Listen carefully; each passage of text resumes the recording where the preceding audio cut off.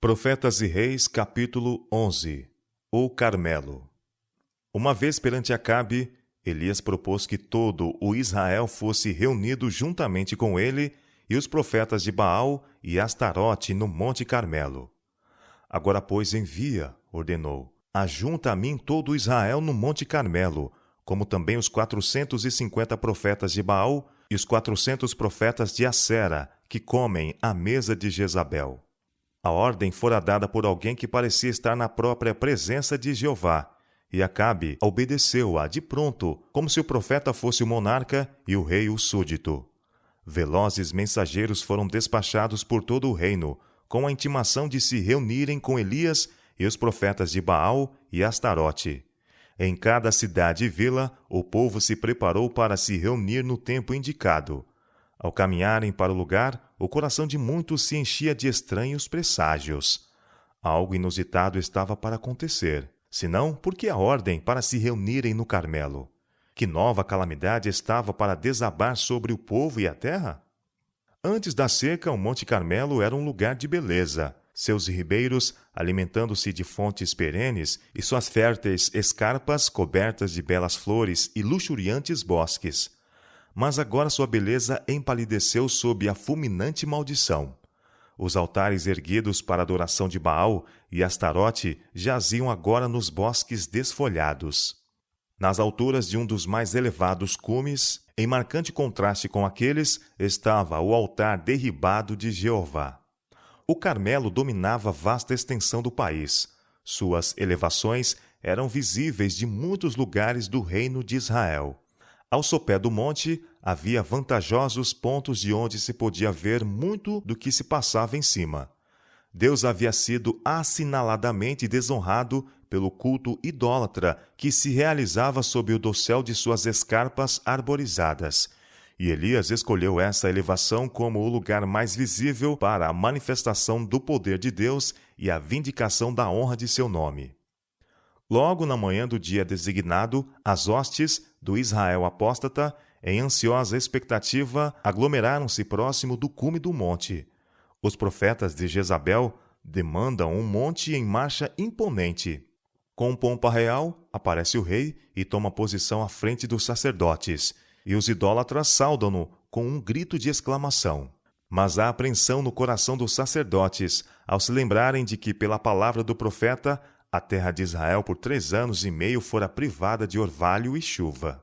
Sentem com certeza que alguma terrível crise está iminente. Os deuses nos quais eles têm confiado não foram capazes de provar ser Elias um profeta falso. A seus gritos frenéticos, suas orações, suas lágrimas e humilhações, suas revoltantes cerimônias e sacrifícios custosos e constantes, os objetos de seu culto têm se mostrado estranhamente indiferentes. Diante do rei Acabe e dos falsos profetas, e rodeado das hostes reunidas de Israel, está Elias, o único que apareceu para reivindicar a honra de Jeová, aquele a quem todo o reino tinha responsabilizado por sua carga de flagelo, está agora perante eles, aparentemente sem defesa na presença do soberano de Israel, dos profetas de Baal, dos homens de guerra e dos milhares que o rodeavam. Mas Elias não está sozinho. Acima e ao redor dele estão as hostes protetoras do céu, anjos magníficos em poder. Sem se envergonhar nem temer, o profeta está perante a multidão, inteiramente consciente de sua comissão, para executar a ordem divina. Seu rosto está iluminado com impressionante solenidade. Em ansiosa expectativa, o povo aguarda que ele fale.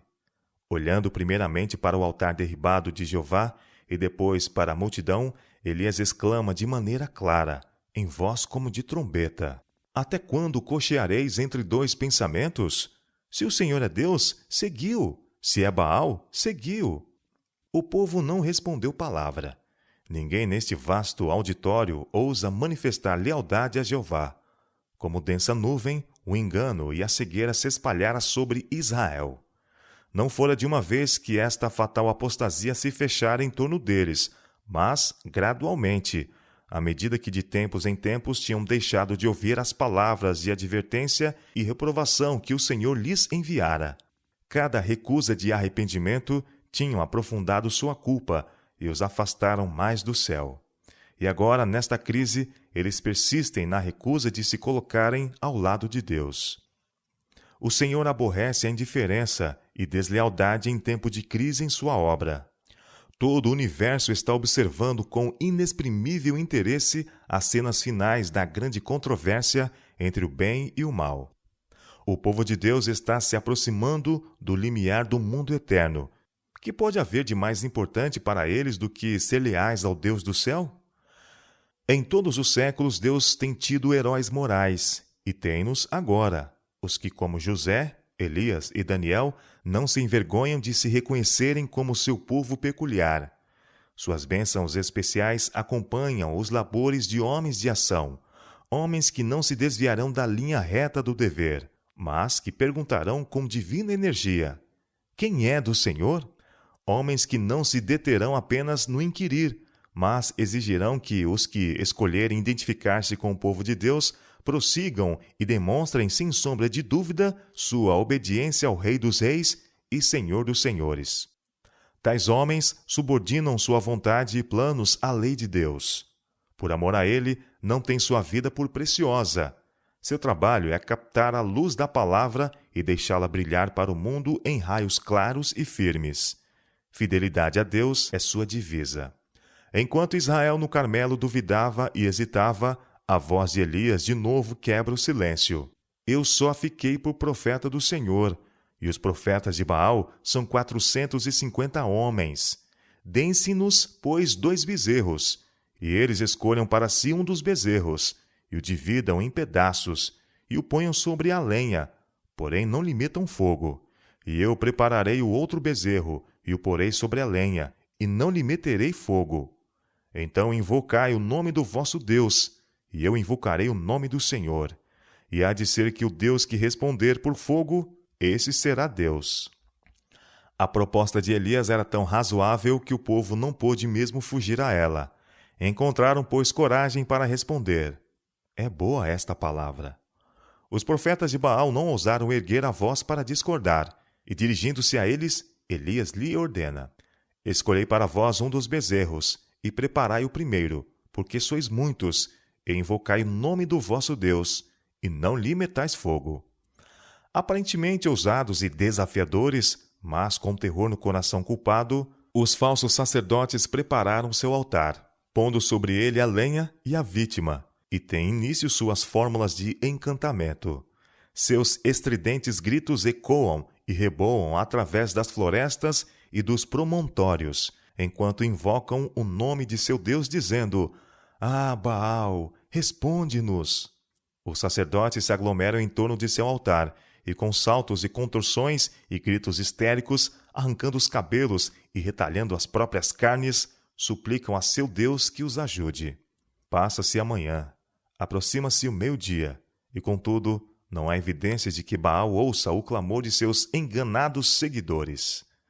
Não há voz nem resposta às suas frenéticas orações. O sacrifício permanece inconsumado. Enquanto continuam com suas exaltadas devoções, os astutos sacerdotes estão continuamente procurando imaginar algum meio pelo qual possam acender o fogo sobre o altar e levar o povo a crer que o fogo viera diretamente de Baal. Mas Elias lhes vigia cada movimento, e os sacerdotes, esperando contra a esperança de alguma oportunidade para a fraude, prosseguem com suas insensatas cerimônias. E sucedeu que, ao meio-dia, Elias zombava deles e dizia: clamai em altas vozes, porque ele é um Deus. Pode ser que esteja falando, ou que tenha alguma coisa que fazer, ou que intente alguma viagem. Porventura dorme e despertará. E eles clamavam a grandes vozes e se retalhavam com facas e com lanças, conforme ao seu costume, até derramarem sangue sobre si. E sucedeu que, passando o meio-dia, profetizaram eles, até que a oferta de manjares se oferecesse. Porém não houve voz, nem resposta, nem atenção alguma. Alegremente Satanás teria vindo em socorro desses, a quem havia enganado, e quem eram devotados a seu serviço. Alegremente ele teria enviado fogo para queimar o sacrifício. Mas Jeová havia fixado limites a Satanás, restringira seu poder, e nem todos os artifícios do inimigo podiam lançar sobre o altar de Baal uma única centelha. Afinal, roucos de tanto gritar, as vestes maculadas com o sangue das feridas que a si mesmos se haviam infligido, os sacerdotes ficam desesperados. Com furor inquebrantável, misturam agora suas súplicas terríveis maldições de seu Deus Sol. E Elias continua a observar atentamente. Ele sabe que se por qualquer artifício os sacerdotes lograrem lançar fogo sobre o altar, ele será feito em pedaços no momento. É chegada a tarde. Os profetas de Baal estão fatigados, abatidos, confusos. Um sugere uma coisa, outro outra coisa, até que finalmente cessam seus esforços. Suas maldições e gritos estridentes não mais ressoam sobre o Carmelo. Em desespero, retiram-se da luta. Durante todo o longo dia, o povo havia testemunhado as demonstrações dos frustrados sacerdotes. Haviam contemplado seus saltos selvagens sobre o altar, como se desejassem captar os raios do sol para que servissem a seus propósitos. Eles haviam olhado com horror para as bárbaras mutilações infligidas a si mesmos pelos sacerdotes e tinham tido a oportunidade de refletir sobre a loucura da adoração de ídolos. Muitos dentre a multidão estão fartos das exibições de demonismo e aguardam agora com mais profundo interesse os movimentos de Elias. É a hora do sacrifício da tarde, e Elias convida o povo. Chegai-vos a mim. Aproximando-se eles a tremer, ele se volta para o altar derribado onde uma vez os homens haviam adorado ao Deus do céu, e repara-o. Para ele, esse montão de ruínas é mais precioso que todos os magnificentes altares do paganismo. Na reconstrução desse antigo altar, Elias revelava seu respeito pelo concerto que o Senhor havia feito com Israel quando este transpôs o Jordão para a terra prometida. Escolhendo 12 pedras, conforme o número das tribos dos filhos de Jacó, edificou o altar em nome do Senhor. Os desapontados sacerdotes de Baal, exaustos pelos inúteis esforços, esperam para ver o que Elias fará. Eles odeiam o profeta por haver proposto uma prova que expusera as fraquezas e ineficiência de seus deuses. Contudo, temem o seu poder. O povo, igualmente temeroso e com a respiração quase suspensa ante a expectativa, observa enquanto Elias continua seus preparativos. O porte calmo do profeta ergue-se em agudo contraste com o frenesi fanático e insensato dos seguidores de Baal. Reconstruído o altar, o profeta abre um rego em torno dele e, havendo posto a lenha em ordem e preparado o bezerro, coloca a vítima sobre o altar e ordene ao povo que inunde com água o sacrifício e o altar. Enchei d'água 4 cântaros, ordenou, e derramai-a sobre o holocausto e sobre a lenha. E disse, fazei-o segunda vez. E o fizeram segunda vez. E disse ainda, fazei-o terceira vez. E o fizeram terceira vez. De maneira que a água corria ao redor do altar, e ainda até o rego encheu de água.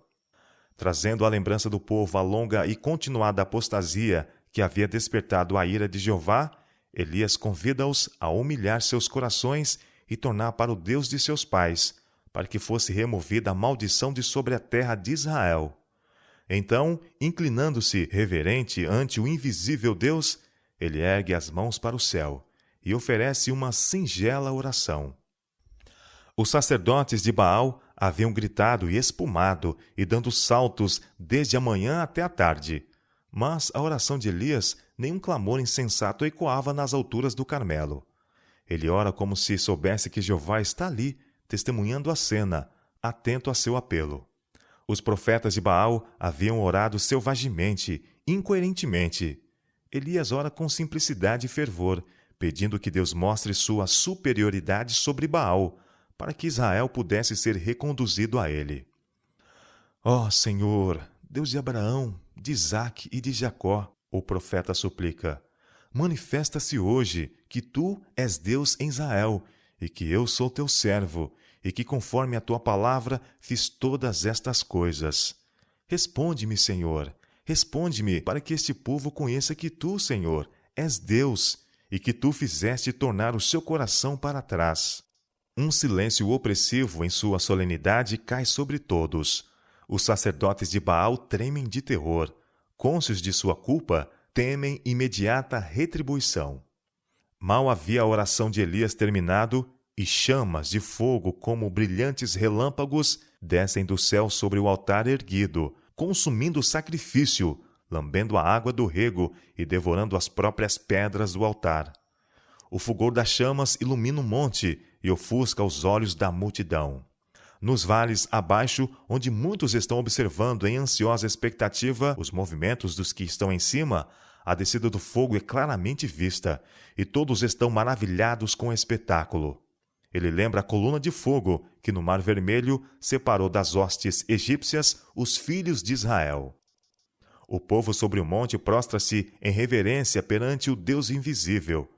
Não se atrevem a olhar para o céu a enviar fogo. Temem ser eles próprios consumidos, e convictos de seu dever em reconhecer o Deus de Elias como Deus de seus pais, a quem devem obediência, clamam a uma voz: Só o Senhor é Deus! Só o Senhor é Deus! Com impressionante distinção, o grito ressoa sobre o monte e ecoa pela planície. Afinal, Israel está desperto, esclarecido, penitente. O povo vê por fim quão grandemente havia desonrado a Deus. O caráter de culto a Baal, em contraste com o sensato serviço requerido pelo verdadeiro Deus, está plenamente revelado. O povo reconhece a justiça e misericórdia de Deus em haver retido o orvalho e a chuva até que tivessem sido levados a confessar o seu nome. Agora estão prontos a admitir que o Deus de Elias está acima de qualquer ídolo. Os sacerdotes de Baal testemunham consternados a maravilhosa revelação do poder de Jeová. Não obstante, em sua frustração e na presença da divina glória, recusam arrepender-se de suas más obras. Desejam ainda permanecer como profetas de Baal. Mostram assim estar amadurecidos para a destruição, para que o arrependido Israel possa ser protegido do engodo daqueles que lhe ensinaram a adoração a Baal. Elias recebe ordem de Deus para destruir esses falsos ensinadores. A ira do povo havia sido já ativada contra os líderes em transgressão, e quando Elias lhe deu a ordem: lançai mão dos profetas de Baal, que nenhum deles escape, foram prontos em obedecer. Eles se apoderaram dos sacerdotes e levaram-nos ao ribeiro de Quizom. E ali, antes que findasse o dia que havia marcado o início de decidida reforma, os ministros de Baal são mortos. A nenhum é permitido viver.